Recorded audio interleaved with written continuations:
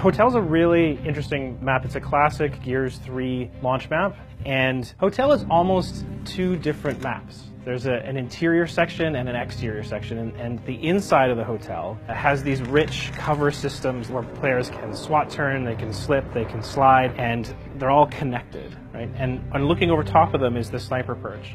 And we've replaced the long shot with an M-bar.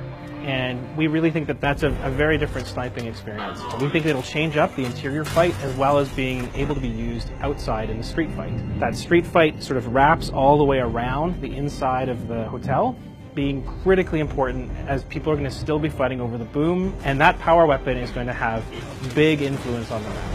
These two fights are very, very distinct, and they're very separate. You kind of can't see what's going on outside if you're on the inside, and vice versa. And that keeps these two fights heavily defined. We really wanted to make this version of Hotel very visually distinct from the Gears 3 version. You know, a little moodier, a little darker. Overgrowth of green ivy and moss have reclaimed the interior of this hotel. So this hotel is actually on the side of a cliff where you can see the surrounding rock around the hotel. And the whole thing has a very spooky kind of feel to it.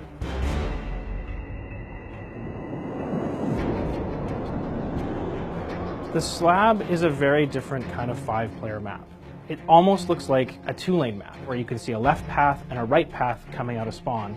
And because of that, it creates a very different feel. The Slab's fight is defined by this central corridor. It has almost a primal characteristic to it. If you have two people that enter, one is going to leave with a boom shot and the other is going to die.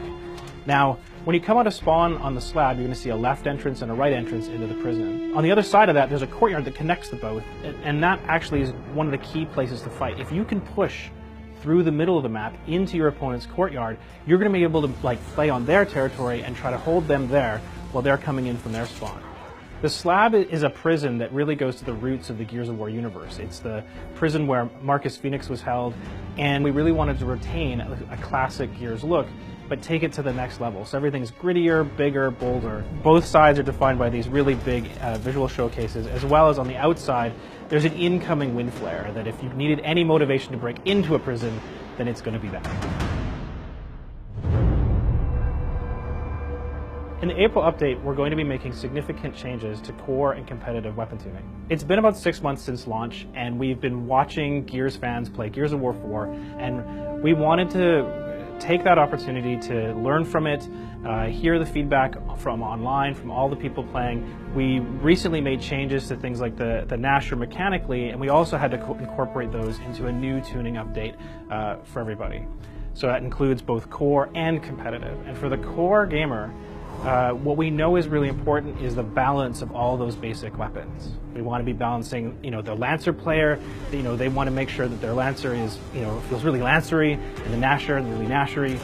But we also wanted to make sure that things like the Hammer Burst and the Enforcer really had a role as well. And for the core gamer to have that selection of their basic weapon is really important. For competitive, some of the weapons were a little bit overpowered, and they were cutting off some of the deeper, more skillful play. So we've gone in there and we've really took off the rough edges across a few different weapons to make sure that the overall experience really lets players play at the highest level possible.